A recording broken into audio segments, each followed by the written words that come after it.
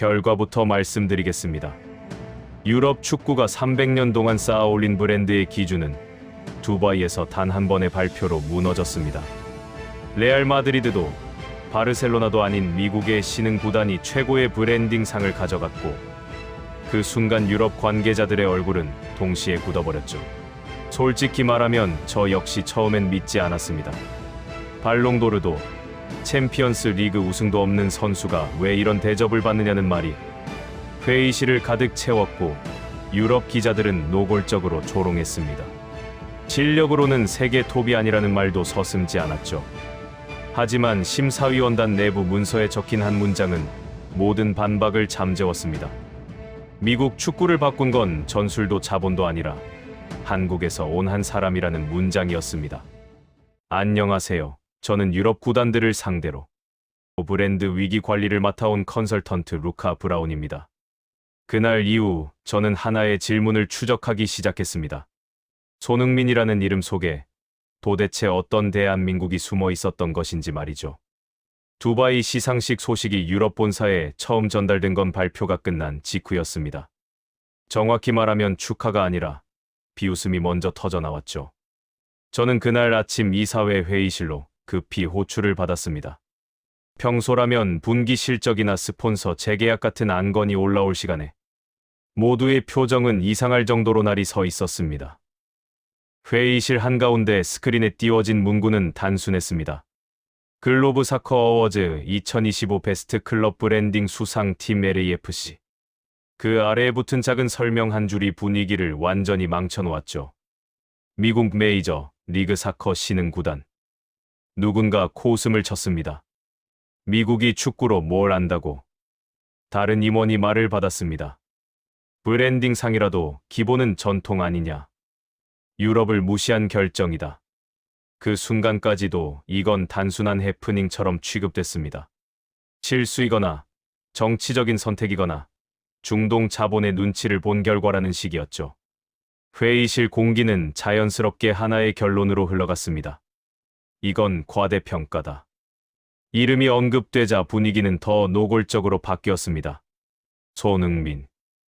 어떤 임원은 고개를 저었고 어떤 이는 웃으며 이렇게 말했습니다. 좋은 선수인 건 알지만 발롱도르도 없고 챔피언스 리그 우승도 없는 선수잖아. 실력으로 보면 세계 톱이라고 하긴 어렵지 않나. 그 말에 고개를 끄덕이는 사람들이 많았습니다. 유럽 축구의 시선에서 보면 너무 익숙한 논리였기 때문입니다. 우리는 늘 트로피와 숫자로 서열을 매겨왔고 그 기준에서 벗어난 사례는 예외로 치부해왔습니다. 미국 리그, 신흥 구단, 아시아 선수. 이 조합은 유럽이 존중하기엔 너무 가벼워 보였죠. 회의는 점점 감정적으로 흘렀습니다. 이 상 때문에 스폰서들이 질문을 하기 시작했다.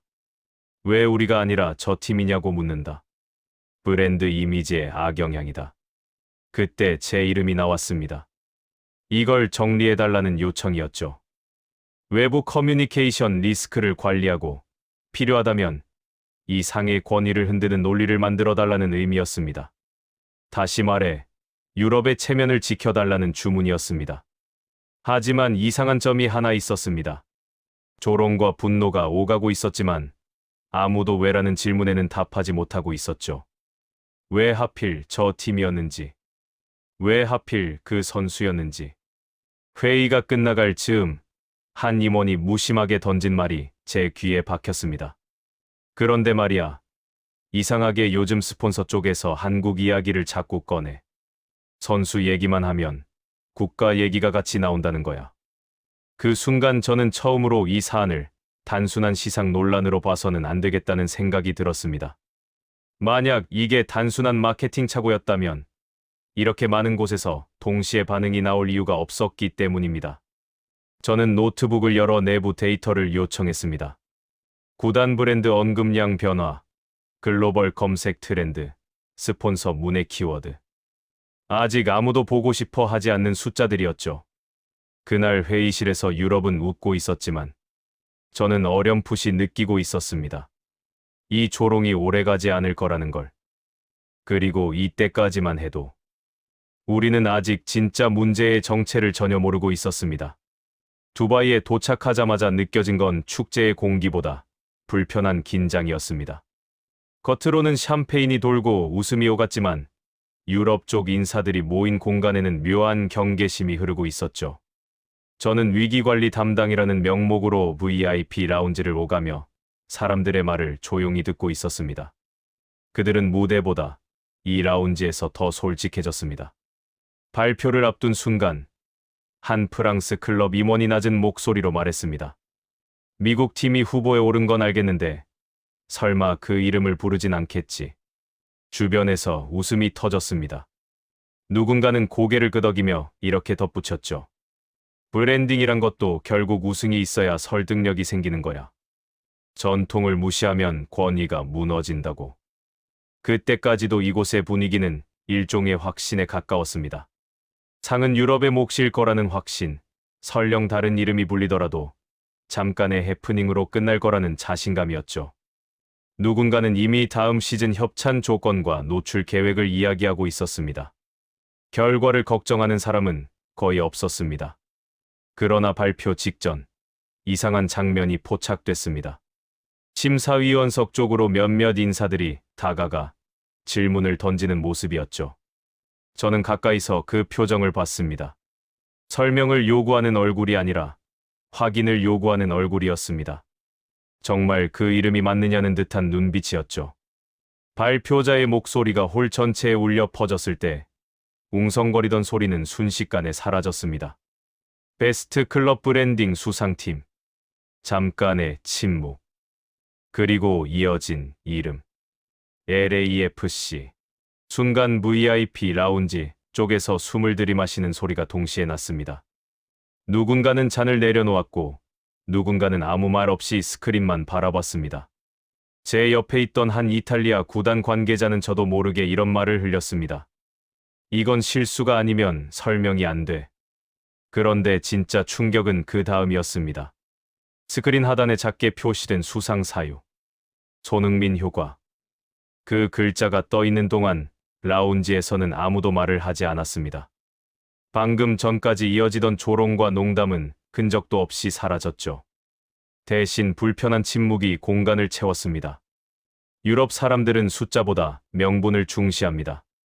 그리고 그 명분이 무너지는 순간 누구보다 빠르게 냉정해집니다. 잠시 후 누군가 침묵을 깼습니다. 브랜딩 효과가 아무리 커도 한 선수로 이런 결과가 나올 수 있나? 다른 사람이 즉각 반박했습니다. 심사위원 전원이 동의했다잖아. 그럼 이유가 있다는 거지. 그때부터 대화의 방향이 바뀌기 시작했습니다. 비웃음이 사라지고 대신 계산이 들어왔습니다. 유니폼 판매량은 얼마나 늘었나? 글로벌 검색량은 어느 지역에서 터졌지? 스폰서 유입이 실제 계약으로 이어졌나? 저는 그 질문들을 들으며 확신했습니다. 유럽은 이미 마음속으로 패배를 인정하기 시작했다는 것을요. 더 이상 이상을 깎아내리는 데 집중하지 않고 어떻게 이런 일이 가능했는지를 파헤치어들고 있었으니까요. 한 독일 에이전트가 제게 다가와 조용히 물었습니다. 솔직히 말해줘요. 이게 일시적인 현상이라고 보십니까? 저는 잠시 말을 고르다가 이렇게 답했습니다. 지금 보이는 건 시작일지도 모릅니다. 그는 고개를 끄덕이며 씁쓸하게 웃었습니다. 그럼 문제는 크군요. 무엇이 문제냐고 묻자 그는 이렇게 말했습니다. 우리는 아직도 축구를 트로피로 설명하고 있는데 저쪽은 사람으로 설명하고 있잖아요. 그날 밤 두바이의 화려한 조명 아래서 유럽 축구의 오래된 확신 하나가 조용히 흔들리고 있었습니다. 그리고 저는 느꼈습니다. 이 사건은 상 하나로 끝나지 않을 거라는 거요.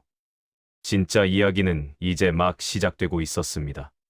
두바이에서 호텔로 돌아온 그날 밤, 저는 잠을 포기했습니다. 조롱도 분노도 아닌 설명되지 않는 찜찜함이 머릿속을 떠나지 않았기 때문입니다. 유럽 축구는 감정으로 움직이지 않습니다. 결국 판단의 기준은 숫자입니다. 그래서 저는 노트북을 열고 그동안 누구도 제대로 보지 않으려 했던 지표들을 하나씩 꺼내 놓았습니다. 가장 먼저 확인한 건 승률이나 득점이 아니었습니다. 체류 시간, 재방문율, 검색어 유지 곡선. 브랜드 위기 관리에서 진짜 신호는 항상 이런 곳에서 먼저 튀어나옵니다. LAFC 관련 글로벌 검색량 그래프를 띄운 순간 저는 무심코 화면을 확대했습니다. 상승이 아니라 비정상적인 유지였기 때문입니다. 보통 한 선수의 이적이나 데뷔는 급등 뒤 급락이라는 전형적인 패턴을 따릅니다. 며칠이면 관심은 식고 그래프는 원래 자리로 돌아가죠. 그런데 이건 달랐습니다. 검색량이 폭발한 뒤 내려오질 않았습니다. 마치 바닥이 통째로 올라간 것처럼 새로운 기준선이 만들어져 있었습니다. 다음은 콘텐츠 반응이었습니다. 골 하이라이트보다 훈련 영상이 더 오래 재생되고 있었습니다.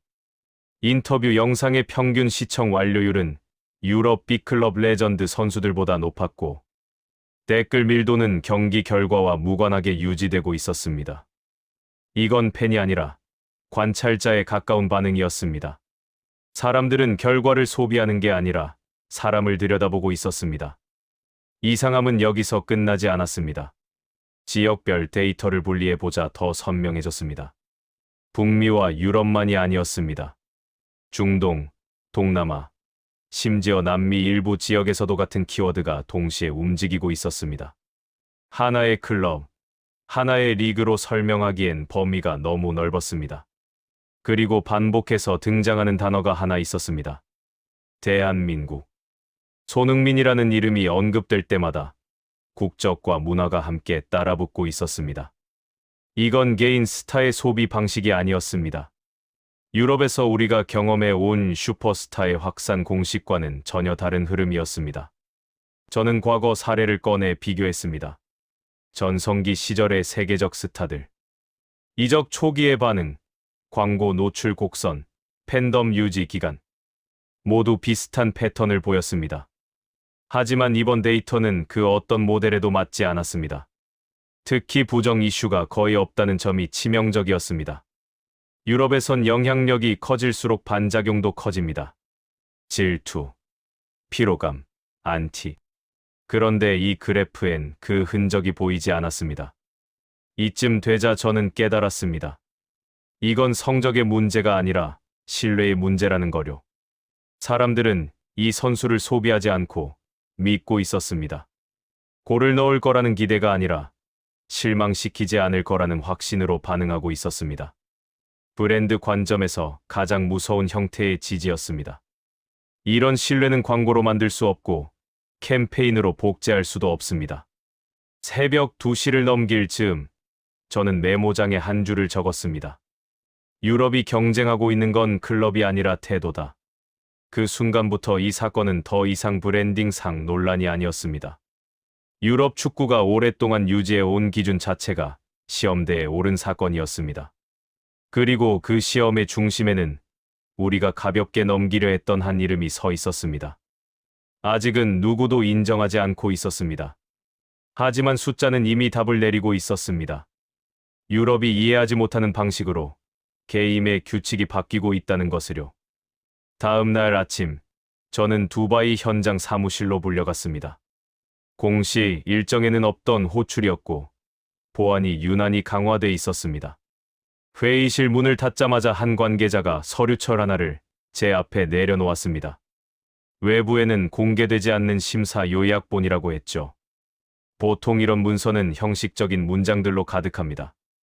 누구도 읽지 않고 누구도 기억하지 않는 문서 말입니다. 하지만 첫 장을 넘기는 순간 저는 바로 알았습니다. 이건 평범한 보고서가 아니라는 거요. 수상 사유 항목 아래에 굵게 표시된 문장이 있었습니다. 브랜딩 성과의 핵심은 경기 결과가 아니라 문화적 파급력이다. 그 아래에 이어진 문장은 더 노골적이었습니다. 이 파급력의 중심에는 손흥민이라는 개인이 있으며 그의 태도와 서사가 브랜드 신뢰를 폭발적으로 증폭시켰다. 저는 잠시 그 문장을 다시 읽었습니다. 그리고 다시 한 번. 유럽 축구에서 이런 표현은 거의 금기입니다. 우리는 늘 시스템과 구조를 말해왔고 개인에게 이런 결정적 역할을 부여하는 걸 경계해왔기 때문입니다. 특히 브랜딩 평가에서 문화적 파급력이라는 표현이 이렇게 전면에 등장하는 건 처음이었습니다. 더 충격적인 건 그 다음 페이지였습니다. 심사위원, 의견 요약. 찬성 12 반대 0점. 만장일치였습니다. 이건 논쟁 끝에 억지로 밀어붙인 결정이 아니었습니다. 유럽과 중동, 남미 출신 심사위원들까지 모두 같은 결론에 도달했다는 뜻이었습니다. 저는 그제야 깨달았습니다. 이 상은 유럽을 도발하려는 선택이 아니라 이미 결론이 나버린 현실을 뒤늦게 선언한 것에 불과했다는 사실을요. 문서에는 세부 항목들이 이어졌습니다. 팬 반응의 지속성, 선수 개인에 대한 신뢰 지수, 국가 이미지와의 연동 효과. 특히 마지막 항목에서 제 시선이 멈췄습니다. 선수 언급 시 대한민국이 함께 언급되는 비율 급증. 유럽의 슈퍼스타들은 개인 브랜드로 소비됩니다. 국적은 장식에 가깝죠. 그런데 여기서는 정반대의 현상이 기록돼 있었습니다. 한 선수를 이야기하면 자연스럽게 한 나라의 문화와 태도가 함께 따라붙고 있었습니다. 이건 스포츠 브랜딩의 영역을 이미 벗어난 상태였습니다. 회의실 안은 조용했습니다. 모두가 이 문서의 의미를 이해하고 있었지만 아무도 먼저 말을 꺼내지 않았습니다. 결국 한 사람이 입을 열었습니다. 이건 우리가 상대해 온 방식의 경쟁이 아니군요. 그 말에 누구도 반박하지 않았습니다. 왜냐하면 그 문서가 말해주고 있었기 때문입니다. 유럽이 경쟁하던 상대는 미국 구단도 특정 리그도 아니었다는 거요. 우리가 마주한 건 새로운 기준이었습니다. 저는 그 순간 확신했습니다. 이제부터 나올 논쟁은 누가 더 많은 트로피를 가졌느냐가 아닐 거라는 거요. 대신 누가 더 오래 신뢰를 쌓을 수 있느냐의 싸움이 될 거라는 걸 말입니다. 그리고 그 싸움에서 유럽은 아직 출발선에 서 있지조차 않았습니다. 문서 한 장이 유럽 축구의 상식을 무너뜨린 이유는 거기에 있었습니다. 두바이에서 그 문서를 읽고 나온 직후 저는 곧장 유럽으로 돌아가지 않았습니다. 본사에서 원하는 건 간단했습니다.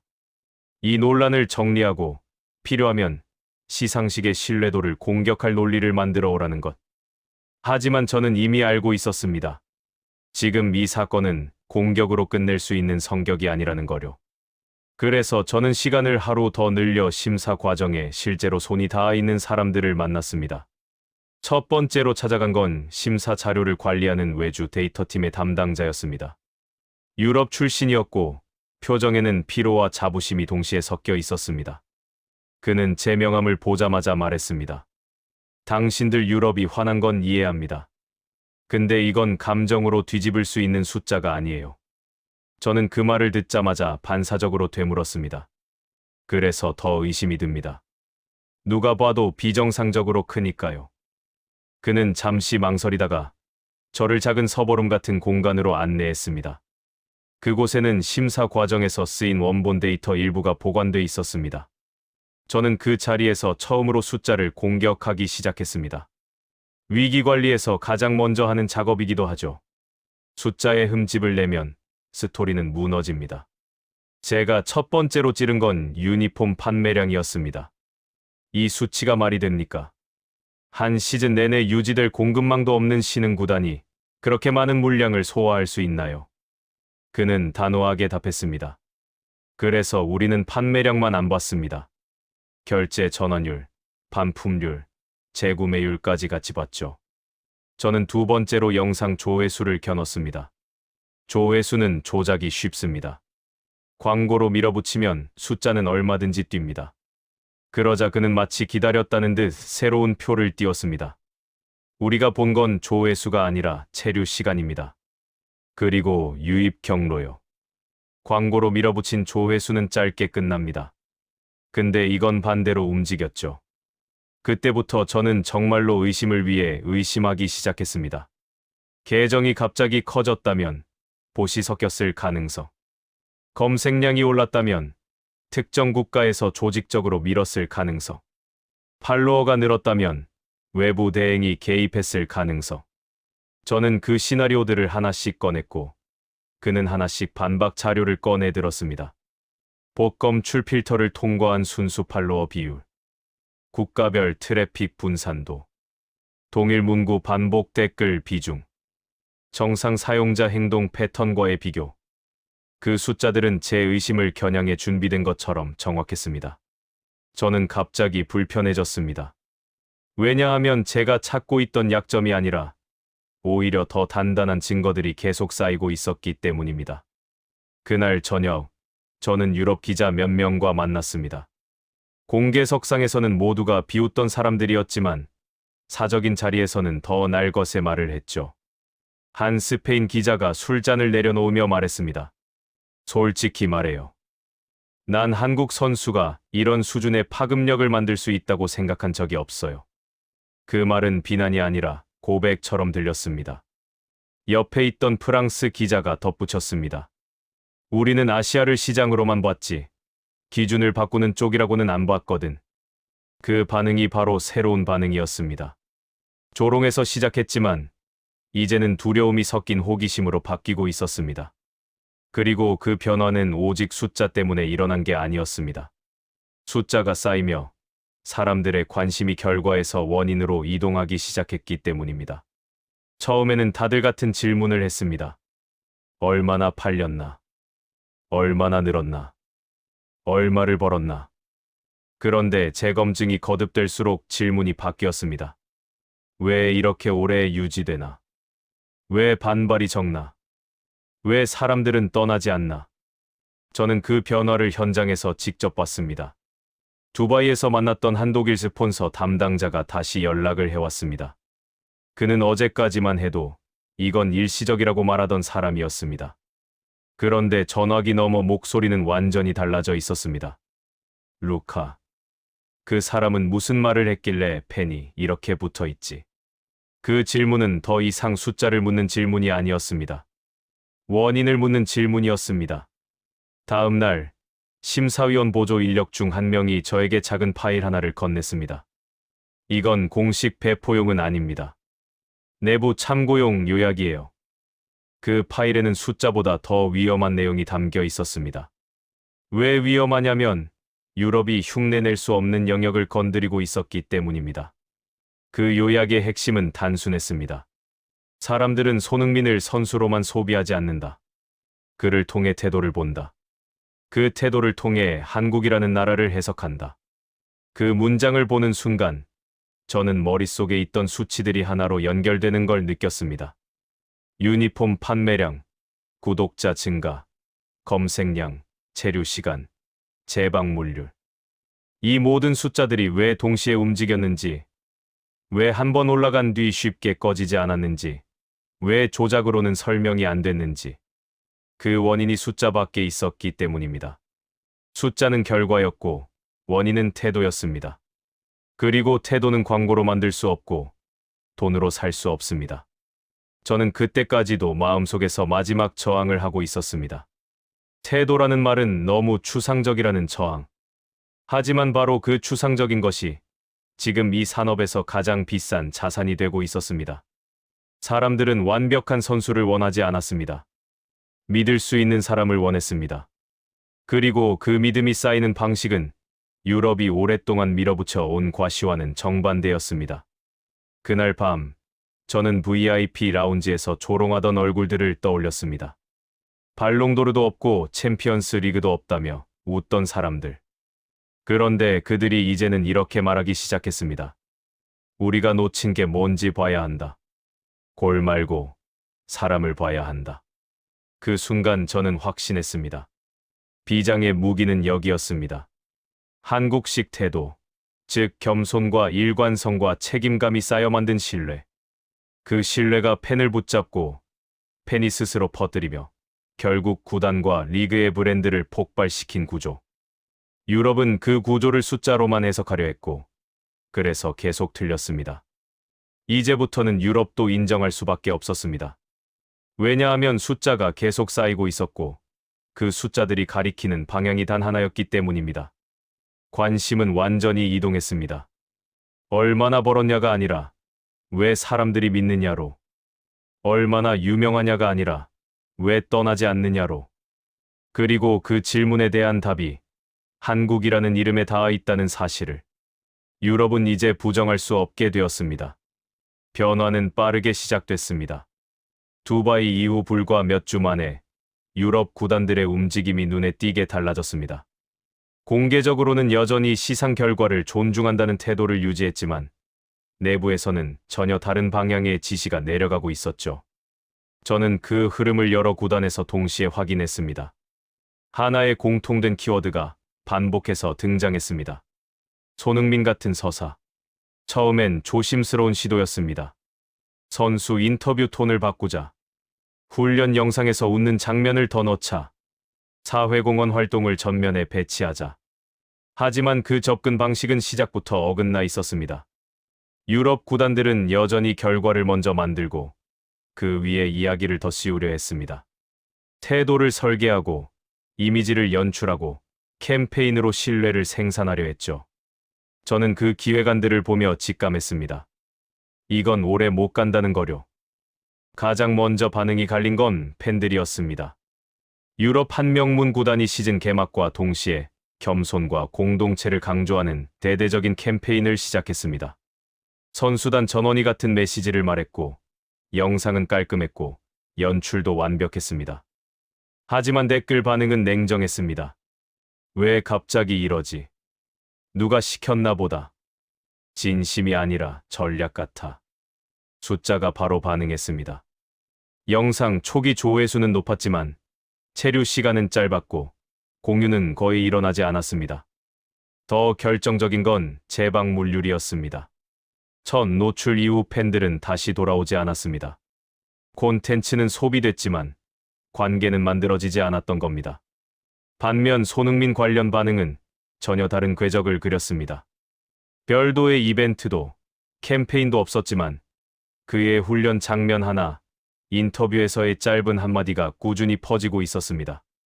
조회수는 폭발하지 않았지만 떨어지지도 않았습니다. 댓글의 톤은 여전히 안정적이었고 팬들끼리 서로 설명하고 해석하는 움직임이 이어졌습니다. 이 차이를 보며 한 네덜란드 구단의 마케팅 책임자가 제게 솔직하게 털어놓았습니다. 우리는 감동을 만들려고 했는데 저쪽은 이미 신뢰를 가지고 있더군요. 그 말이 정확했습니다. 감동은 이벤트로 만들 수 있지만 신뢰는 시간과 일관성 없이 만들어지지 않습니다. 모방은 점점 노골적으로 변했습니다. 아시아 시장을 겨냥한 콘텐츠가 늘어났고 한국어 자막을 붙인 영상이 쏟아졌습니다. 일부 구단은 손흥민의 발언을 분석해 비슷한 문장을 선수들에게 학습시키기도 했습니다. 하지만 팬들은 그걸 금방 알아챘습니다. 따라하는 느낌. 원본이 아닌 복사본. 그 순간부터 분위기는 역전됐습니다. 조롱하던 쪽이 조급해졌고 조용하던 쪽이 기준이 되기 시작했습니다. 유럽 기자들 사이에서도 논조가 바뀌었습니다. 처음엔 이 현상이 얼마나 갈지를 따졌다면 이제는 왜 유럽이 이런 신뢰를 만들지 못했는지를 묻기 시작했죠. 저는 한 내부 회의에서 이런 말을 들었습니다. 우리는 트로피를 쌓았지만 사람을 쌓지는 않았던 것 아닐까? 그 질문은 날카로웠습니다. 그리고 불편했습니다. 왜냐하면 그 질문에 유럽 축구는 오랫동안 답을 준비해 오지 않았기 때문입니다. 숫자는 다시 한번 차이를 증명했습니다. 모방 캠페인을 벌인 구단들의 부정 반응 비율은 시간이 지날수록 높아졌고 반면 손흥민 관련 콘텐츠는 노출이 줄어도 반감이 생기지 않았습니다. 팬들은 이미 그를 의심의 대상이 아니라 신뢰의 기준으로 받아들이고 있었습니다. 이쯤 되자 유럽 내부에서도 인정의 목소리가 나오기 시작했습니다. 이건 유행이 아니다. 이건 방식의 차이다. 저는 그 말을 들으며 두바이에서 처음 느꼈던 불안의 정체를 정확히 이해했습니다. 유럽이 진 건 한 번의 시상식이 아니었습니다. 오래 믿어온 공식이 통하지 않는다는 사실을 들켜버린 순간이었죠. 참교육은 거창하게 이루어지지 않았습니다. 누가 사과를 한 것도 아니고 누가 무릎을 꿇은 것도 아니었습니다. 그저 모방이 실패했고 원본은 흔들리지 않았습니다. 그리고 그 차이가 모든 걸 말해주고 있었습니다. 변화는 공식 석상보다 훨씬 안쪽에서 먼저 시작됐습니다. 언론의 논조가 바뀌기 전에, 팬들의 태도가 바뀌기 전에 유럽 축구의 심장부라 불리는 이사회 테이블에서 균열이 생겼습니다. 저는 여러 구단의 자문을 동시에 맡고 있었기 때문에 그 미세한 변화를 누구보다 빠르게 감지할 수 있었습니다. 처음엔 질문 하나로 시작됐습니다. 왜 우리는 저 현상을 통제하지 못하고 있지? 이 질문이 의미하는 바는 분명했습니다. 이제 더 이상 깎아내리거나 무시해서 해결할 수 있는 단계가 아니라는 자각이었습니다. 그날 이후 저에게 들어오는 요청의 성격이 달라졌습니다. 예전엔 대응 논리를 만들어 달라는 주문이 대부분이었다면 이제는 분석을 요청하는 연락이 늘어났습니다. 그것도 공개용이 아닌 내부용 보고서였습니다. 한 이사회 회의에서 이런 장면이 있었습니다. 대형 스크린에 그래프들이 줄지어 올라갔고 비교 대상은 유럽 B클럽과 LAFC였습니다. 트로피 수, 경기 성적, 역사 항목에서는 유럽이 압도적이었습니다. 하지만 화면을 옆으로 넘기자 전혀 다른 그림이 나왔습니다. 팬 유지율, 브랜드 신뢰 지수, 선수 개인 언급 시 긍정 정서 비율. 그 지점에서 방안이 조용해졌습니다. 누군가가 이렇게 말했습니다. 이건 단기 성과가 아니다. 이전까지 유럽은 늘 이렇게 생각해왔습니다. 성과가 있으면 브랜드는 따라온다. 그래서 우리는 성과를 쌓는데 모든 자원을 투입해왔죠. 그런데 지금 눈앞의 데이터는 그 순서를 완전히 뒤집고 있었습니다.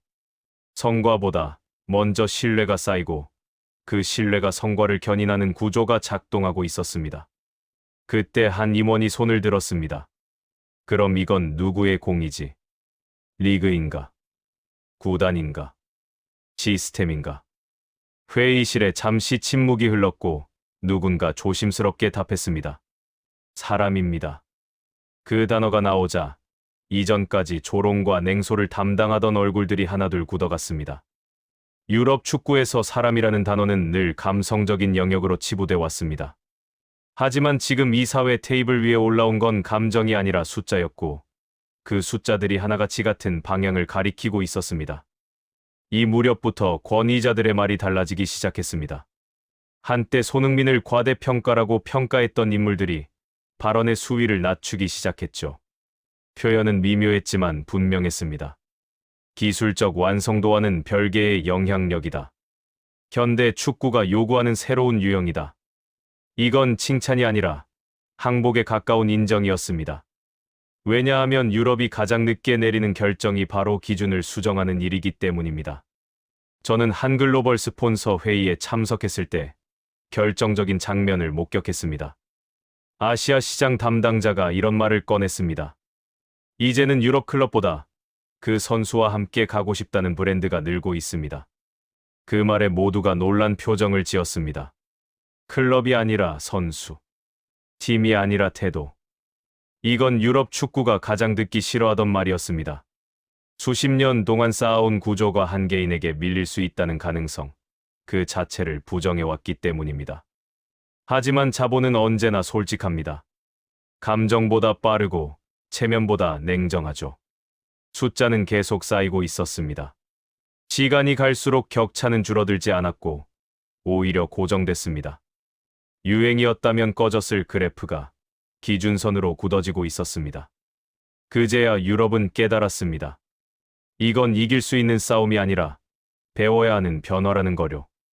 어느 순간부터 회의실에서 이런 말이 나오기 시작했습니다. 우리가 배워야 할 건 전술이 아니다. 커뮤니케이션도 아니다. 사람을 대하는 방식이다. 그 말은 곧 인정으로 이어졌습니다.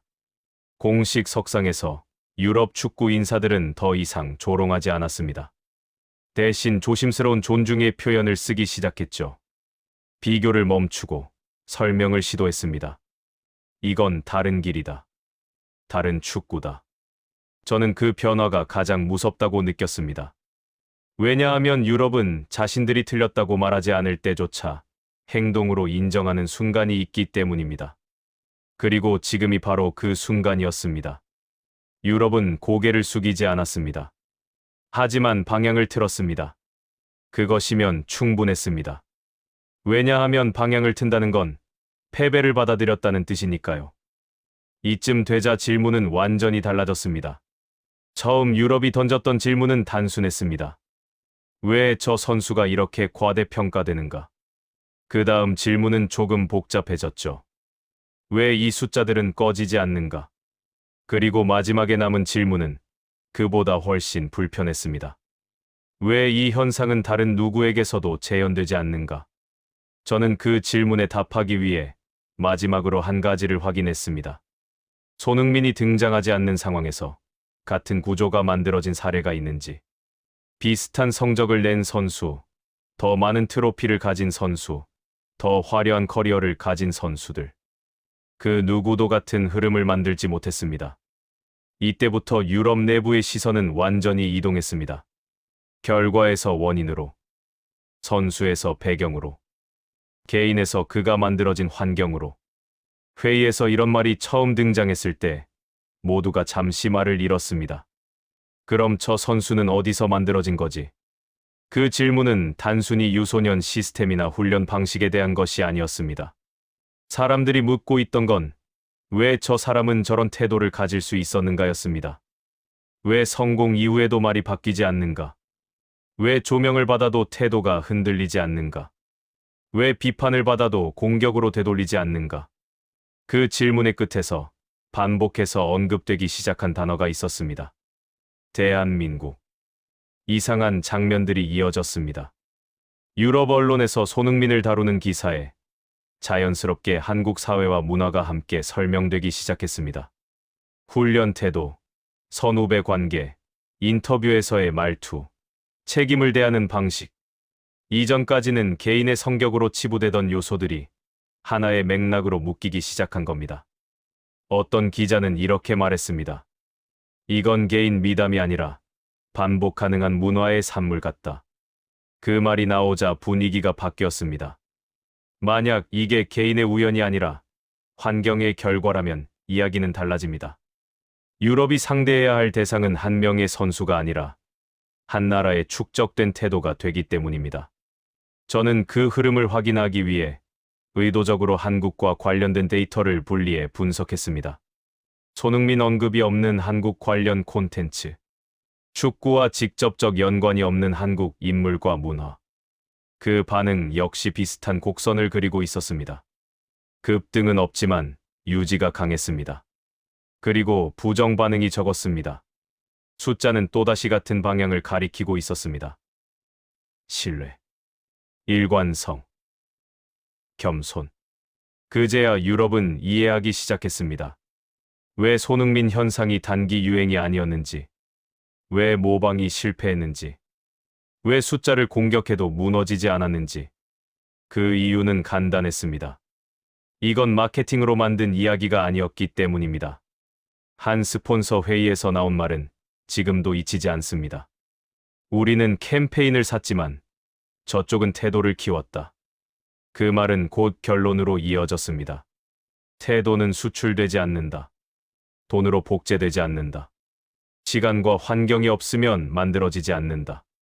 그래서 유럽은 더 이상 공격하지 않았습니다. 비판을 멈춘 게 아니라 의미가 없다는 걸 깨달았기 때문입니다. 이건 잘했다 못했다의 문제가 아니라 서로 다른 세계의 문제였으니까요. 이제 유럽의 기사 제목은 이렇게 바뀌었습니다. 왜 손흥민은 예외인가가 아니라 왜 한국은 이런 사람을 만들어내는가? 그 순간 이 모든 이야기는 축구를 넘어섰습니다. 브랜딩을 넘어섰고 스포츠를 넘어섰고 한 국가가 세계와 관계 맺는 방식에 대한 이야기로 확장됐습니다. 저는 마지막 보고서의 결론 문장을 이렇게 정리했습니다. 유럽 축구의 기준이 무너진 것이 아니라 그 기준이 더 이상 유일하지 않다는 사실이 증명된 것이다. 그리고 그 새로운 기준의 한가운데에는 손흥민이라는 이름이 있었고 그 이름 뒤에는 대한민국이라는 배경이 분명하게 자리하고 있었다. 이제 질문은 다시 바뀝니다. 유럽이 왜 졌는가가 아니라 한국은 무엇을 쌓아왔는가? 답은 숫자에 있지 않았습니다. 그 답은 태도에 있었고 사람을 대하는 방식에 있었고 성공 이후에도 변하지 않는 기준에 있었습니다. 그래서 이 이야기는 한 명의 축구 선수 이야기로 끝나지 않습니다. 이건 한 시대의 기준이 이동한 이야기이고 대한민국이 세계 앞에 조용히 증명한 방식의 이야기입니다. 유럽은 트로피로 역사를 썼고 한국은 사람으로 신뢰를 쌓았습니다. 그리고 지금 세계는 어느 쪽이 더 오래 남는지 이미 알고 있습니다. 모든 자료를 정리하고 모든 인터뷰를 마친 뒤 저는 마지막으로 처음 그 시상식장을 떠올렸습니다. 두바이의 차가운 조명 아래 굳어있던 유럽 관계자들의 얼굴. 그때 그들은 패배했다고 생각하지 않았습니다. 단지 이해할 수 없다고 느꼈을 뿐이죠. 하지만 지금은 다릅니다. 이제 그들은 이해했습니다. 그리고 이해했다는 건 더 이상 부정할 수 없다는 뜻입니다. 이 이야기의 끝에서 남은 건 단 하나의 질문입니다. 왜 한국이었는가? 그 답은 화려하지 않습니다. 비밀 무기가 있어서도 아니고 갑자기 튀어나온 천재 한 명 때문도 아닙니다. 오히려 그 반대였습니다. 너무 평범해서 주목받지 않던 것들. 꾸준함, 절제, 책임, 그리고 성공 이후에도 변하지 않는 태도. 유럽은 성과를 먼저 쌓고 의미를 붙였지만 한국은 의미를 먼저 쌓고 성과가 따라오게 했습니다. 그래서 숫자는 쌓였고, 그래서 의심은 무너졌고, 그래서 관심은 결과에서 원인으로 이동했습니다. 그리고 그 모든 흐름의 끝에서 세계는 더 이상 한 선수만을 보지 않았습니다. 그 선수를 만든 나라를 보기 시작했습니다. 이건 스포츠 이야기처럼 보이지만 사실은 훨씬 더 큰 이야기입니다. 어떤 사람이 만들어지는 사회인가? 어떤 태도가 결국 신뢰가 되는가? 그리고 무엇이 가장 늦게 무너지며 가장 오래 남는가에 대한 이야기입니다. 유럽 축구의 300년이 무너졌다는 말은 사실 정확하지 않습니다. 무너진 건 전통이 아니라 전통만이 유일하다고 믿었던 오만이었습니다. 지금 세계는 조용히 기준을 바꾸고 있습니다. 소리 없이. 하지만 되돌릴 수 없게. 그리고 그 변화의 한가운데 대한민국이라는 이름이 놓여 있습니다. 이 이야기가 마음에 남았다면 그건 한 명의 선수를 좋아해서가 아닙니다. 우리가 어떤 나라 사람인지, 우리가 어떤 태도를 자랑할 수 있는지 세계가 대신 증명해준 순간을 보았기 때문입니다.